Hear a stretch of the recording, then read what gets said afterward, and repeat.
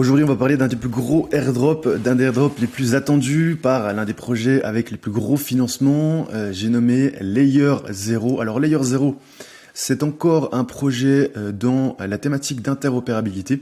Donc c'est tout simplement un protocole qui va aider d'autres applications à faire des bridges, donc qui vont permettre de transférer principalement des tokens entre blockchain. C'est un projet qui a déjà prévu l'airdrop. Donc on a les tokenomics qui sont sortis donc le 1er mai 2023 sur leur Medium. Et il y a 19% de la supply qui est déjà allouée au airdrop. C'est écrit noir sur blanc. Donc il y aura airdrop. La question, c'est de savoir quand et comment y être éligible. Donc je vais vous présenter ma stratégie qui permet donc d'avoir un maximum d'interaction avec les protocoles Layer 0 avec un minimum de frais. Avant de rentrer dans le vif du sujet, pensez à rejoindre le canal Telegram, c'est totalement gratuit, je vous mets le lien juste en dessous en commentaire. J'y poste donc les pépites du Web3 en avant-première, vous aurez du contenu exclusif, vous aurez aussi tous mes posts, que ce soit sur Twitter ou YouTube, en avant-première. Donc rejoignez ce canal, c'est gratuit, le lien est juste en dessous. Donc ce fameux projet Layer 0, donc c'est un projet qui a levé plus de 200 millions de dollars, il est déjà valorisé 3 milliards de dollars, ça fait écho au airdrop de son grand concurrent. Donc là vous voyez valorisation, donc 120 millions d'euros de levée pour Layer 0, 3 milliards de valorisation, et ça fait écho à Wormhole qui est son grand adversaire, qui avait normalement un petit peu de retard en termes de développement, qui a beaucoup moins de partenariats, beaucoup moins d'applications développées, mais qui a annoncé la semaine dernière son airdrop avec, vous voyez, alors airdrop, est-ce qu'on voit les montants juste en dessous? Voilà, c'est ici, on a le montant, il me semble que c'est 11%. 11% de la supply Wormhole qui va être consacrée au airdrop. Et donc c'est énorme parce que Wormhole, c'est un projet qui avait levé un peu plus d'argent, donc 225 millions d'euros, avec une valorisation un peu plus faible par contre que Layer 0, vous voyez 2,5 milliards de valorisation. Donc voilà moi ma stratégie pour cet airdrop Layer 0. Il faut savoir que déjà j'utilise le swap, donc c'est un swap cross-chain sur Hashflow qui va permettre déjà de faire du volume. On sait que c'est très important d'avoir des volumes, c'est un critère qui est en général fondamental, notamment pour des ce qu'on appelle des bridges. Donc il va falloir utiliser Hashflow. Moi franchement j'utilise, c'est quasiment tous les jours actuellement, j'essaie de faire des transactions, donc entre ETH, WETH, c'est ce qui va permettre d'avoir des frais très faibles.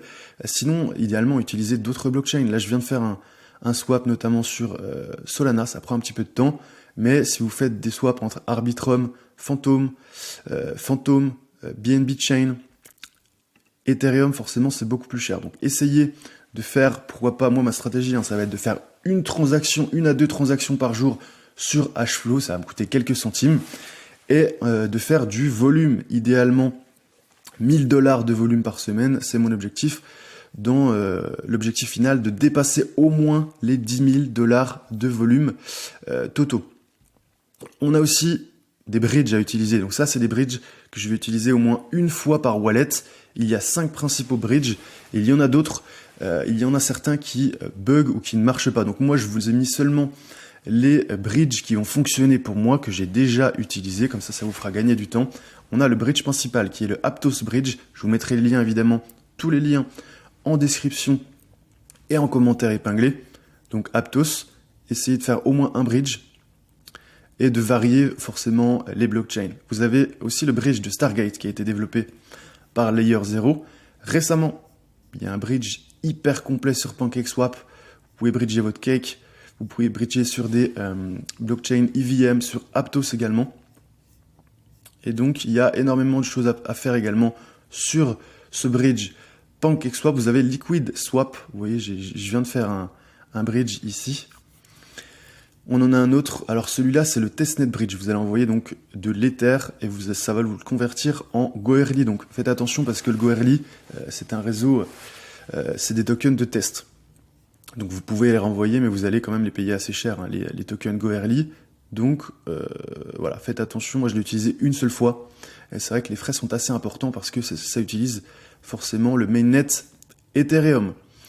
Je vous mets également un outil très intéressant qui va vous permettre de voir vos statistiques sur Layer 0. Donc vous collez votre adresse et vous allez voir comment vous êtes classé. Donc là on va regarder, hein, là par exemple, c'est des personnes qui viennent de mettre leur adresse. Donc vous verrez votre numéro de classement par rapport aux autres et vous verrez si vous êtes dans le top 10%, top 50%. Moi mon objectif c'est d'avoir plusieurs adresses dans le top 10%. Vous en avez un autre un peu plus complet sur Wenser qui va utiliser donc les critères de l'ancien airdrop sur Arbitrum et qui va vous permettre de voir à combien vous seriez valorisé en termes d'allocation par rapport aux critères d'Arbitrum. Je trouve ça très bien fait. Donc voilà, je vous l'ai dit, je vous mettrai tous les liens juste en dessous. Utilisez au moins une fois ces principaux bridges, il y en a 5. Et ce que je vais faire, c'est que tous les jours actuellement, je vais faire 1 à 2 transactions sur ce fameux swap cross-chain Hflow. J'espère que vous avez apprécié cette vidéo. Pensez à mettre un like si c'est le cas. Pensez à vous abonner si ce n'est pas encore fait et à rejoindre le canal Telegram. Je vous mets le lien juste en dessous en commentaire.